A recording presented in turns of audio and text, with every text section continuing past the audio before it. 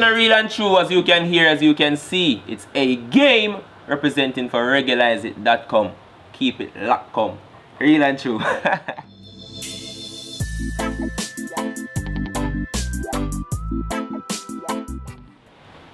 So Reggaelize it.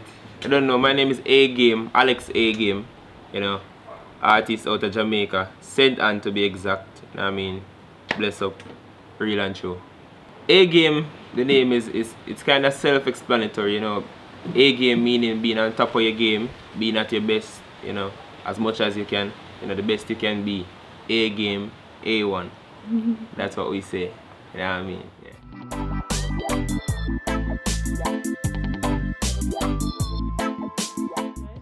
Yeah, well, at first, you know, going to Edna Manley, I went there as an instrumentalist. I used to play, you know, the bass. I still play the bass. I play all instruments, but that was my major at the time.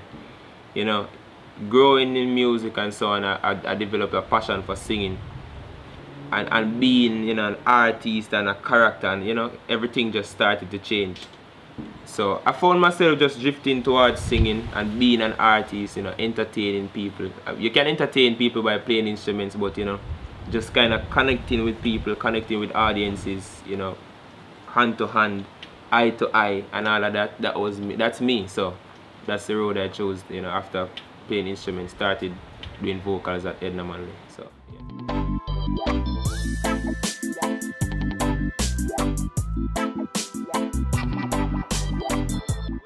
You know, like, I'm from a musical family.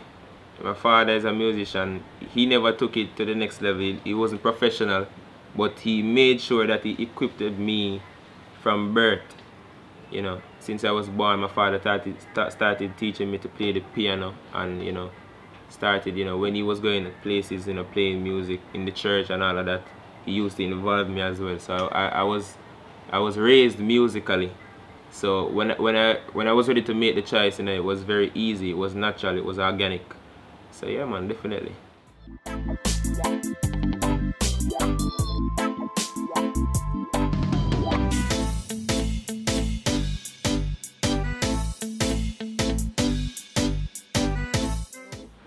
Yeah, you know, being with the Blueprint band, it was like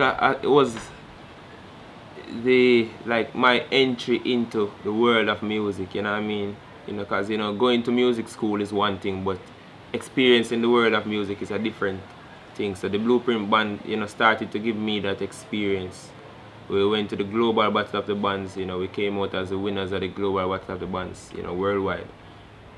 That was a great experience, and it was also like, it was really like something to remember, you know what I mean? Because coming across people from all over the world, musicians from all over the world, you know, bands from all over the world, the diverse, with the rock and all types of music, you know what I mean? And coming out of Jamaica, playing reggae music, and you know our type of dancehall and so on at the time. That was like a really great experience to see how people responded to what we did. Even the other bands, how they responded and how they received our style of music, and they were very amused by it. That was a great experience, you know what I mean? Yeah, definitely.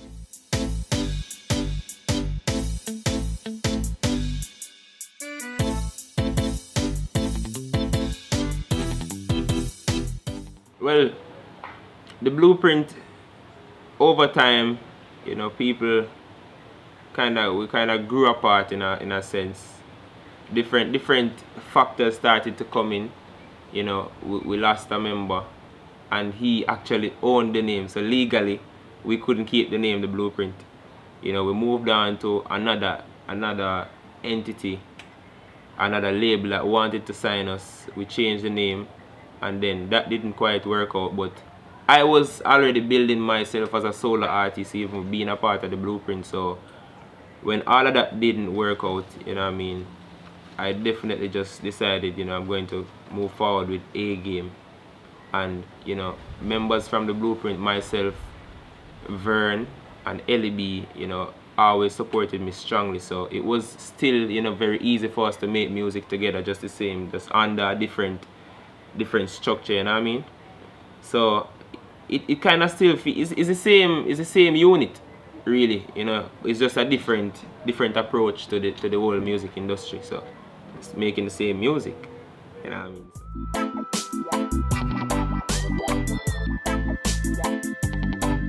For sure, everything just worked out for good. Yeah. Everything, every single thing, you know what I mean? It's just been up. You know, we learn lessons, we have experiences. I wouldn't say bad experiences, just challenges. You know what I mean? But everything is just a lesson, and we learn and we grow. You understand? So, A game, real and true.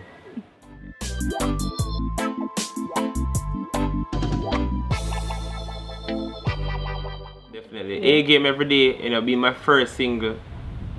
That was a single that, you know, made people started to take me serious as an artist, you know, because, you know, coming from playing the bass and all of that and that vibe, you know, I wanted to become an artist. People never took me serious at all. But I was writing before, I was singing before. I wanted to become a solo artist, you know, and A Game Every Day was that single that everybody said, whoa, you know, started playing on the radio, DJs started, you know, playing it, people started to run with it and all of that. I did the video, people took me serious, you know.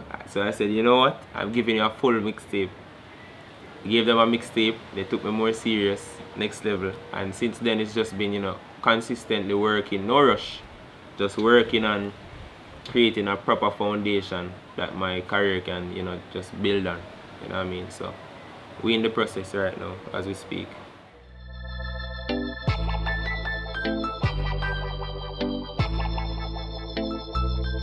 A usual day is like this, just like this. As you can see, we're in my apartment, you know, my space. I'm always in my space, working. You know, friends come along, producers come along, you know, my little setup there, little home studio vibe. So it's always working. Sometimes we leave and we go to other studios. We leave and we go to radio stations, we go to TV stations, we go to shows and all of that. And sometimes, you know, good friends, good people come to us, like, you know, Reggaelizin is right here, right now, you know what I mean? So it's just always working. When I'm not doing music, I'm thinking, I'm brainstorming, I'm just doing a lot of things. So it's not a day lame, never lame. It's always A game, you know what I mean? Real and true.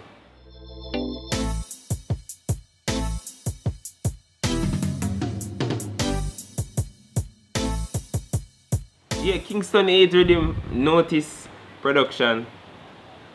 You know, I heard it. I was in studio and they came with the rhythm for another artist to voice, and you know, I was there in the session. Heard the rhythm and I was just there thinking. I wrote a song like 2 days before, We Going Hard. Listen to the rhythm and I was singing We Going Hard over it, and I was saying that, yo, you know. So I said to, you know, already because of, you know, A Game Every Day and so on, you know, Notice, Unga and Welsh, you know, them are already familiar with my music, and they gave me ratings, you know what I mean?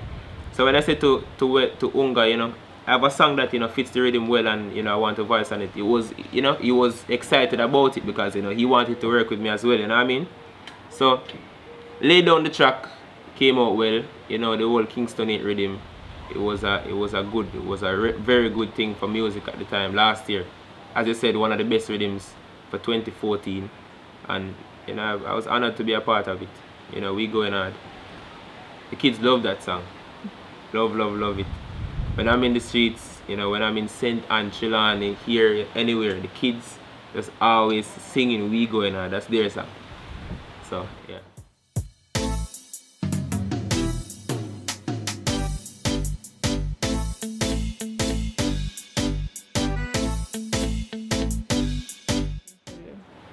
Alright, No Time for Badmind came about under a vibe just like this. Right here, I was right here, sitting right here when I wrote that song. You know what I mean? Vern and LED was, you know, just kind of working on a rhythm, a vibe at the time, you know. And they came up with that nice, the island vibe, you know, the guitars strumming and the breeze blowing outside and all of that. You know, so I was thinking, you know, this should be a happy song, you know. This should be a song that makes people feel good. And even though we're singing about bad mind, you know, usually when people sing about bad mind, it's a negative vibe, a negative energy. It usually calls for an aggressive type of approach, you know what I mean? But I said to myself, I wanted to sing about Badmind in a positive way. You know what I mean? Like, people supposed to feel happy when they hear it.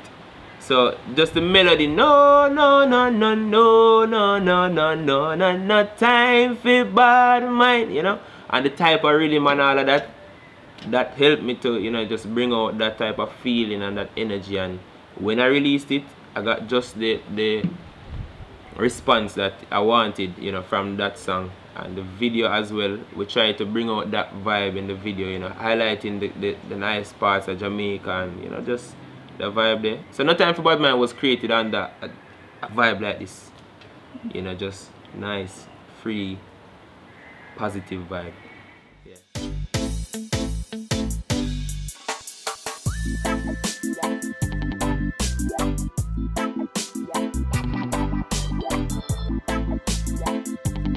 You know, I used to, you just used the word hybrid a while ago. Thank you. I'm going to tell you why. I used to use that term, you know, on shows. I used to use it in interviews when people, you know, just explain, you know, ask me to explain my type of music and myself. And I looked at them and I said, I'm a hybrid. It started to come off as me being hype or cocky or, you know, I started to feel that way, and I never wanted to come off as, you know, like I'm like self-praise and all of that, you know, because people take that term very strongly, you know, a bit hybrid and you know.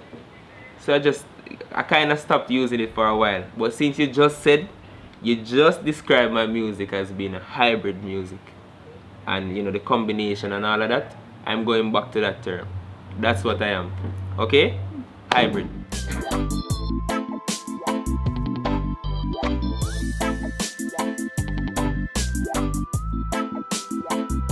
So I listen to Damien Junior Gang Marley for sure. I listen to Chronics.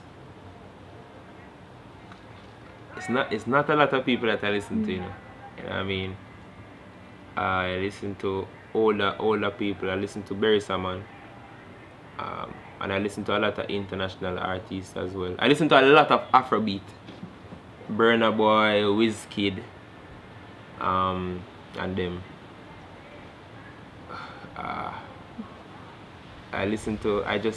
And most times I listen to myself.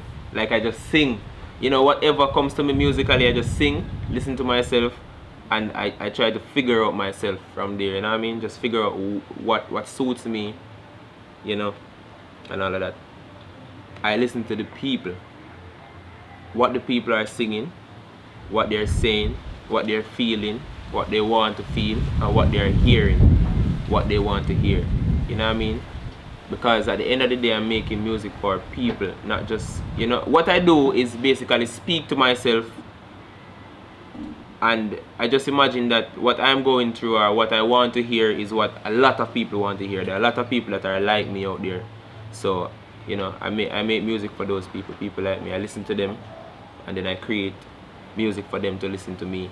We speak to each other, we communicate, and that is my job as an artist, you know what I mean? Communicate with the people.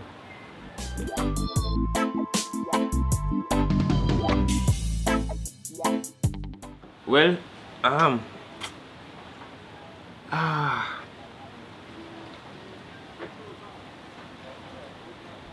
I find that I just try to be myself.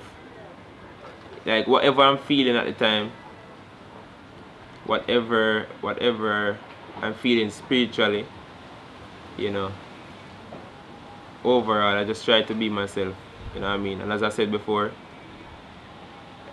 it's not a lot that the industry itself like imposes that I take onto, you know what I mean?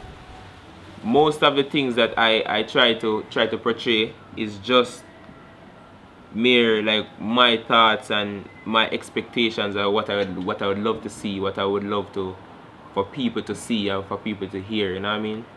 So, you know, that's just me in music. I'm still trying to figure out myself, you know what I mean? And all of that, so yeah.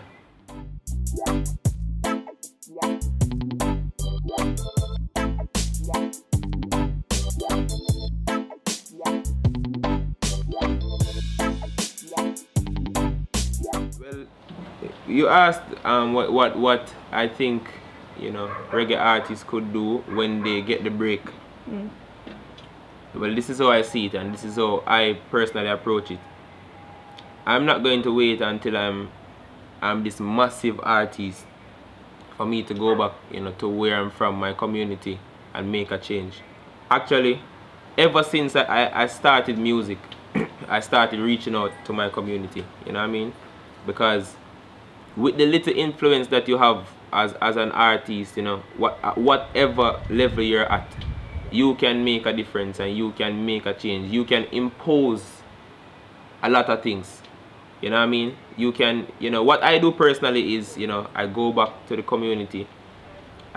Apart from the fact that people are listening to me, one of the greatest responsibilities for me is for me to deliver positivity in my music, so that in itself can cause change, you know what I mean? And when I go back to my communities, I just always try to vibe with the people, you know. I give when I can give what I can give, and even if I personally can't give, I encourage people to give, you know what I mean? I involve people in what I do, you know what I mean? When I'm doing shows and all of that, you know, my friends are there with me, you know. I try to keep them positive, grounded and all of that. They keep me positive and grounded as well, you know what I mean? So yeah, and you know, I did something last year, you know, 2015, like a big party, you know what I mean? That was for me giving back to the community.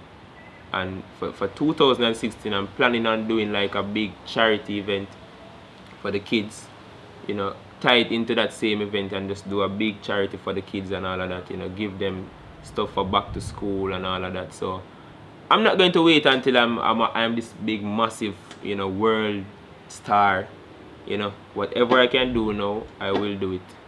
Yeah, and I'm taking on more stuff as well in my community. I don't want to say politically, because, you know, I personally burn politics, you know what I mean? But in terms of being a leader, I'm taking on a lot more stuff in my community now, which I will, you know, inform the people of later on. So definitely.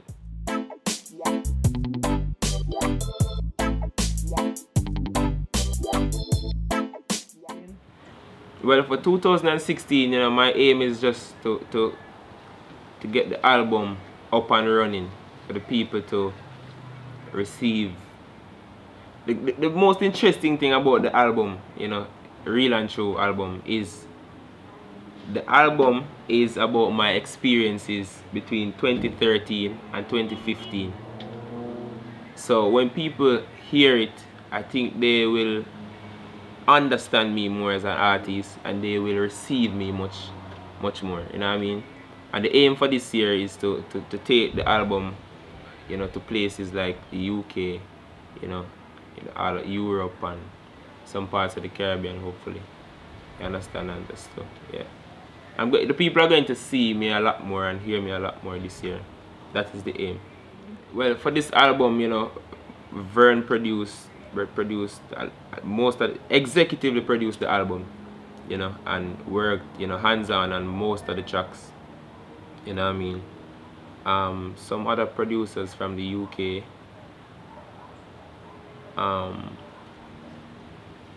who else?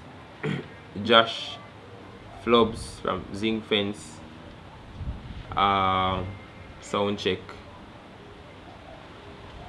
Sizzler. He's from Mixpack. Yeah, you know.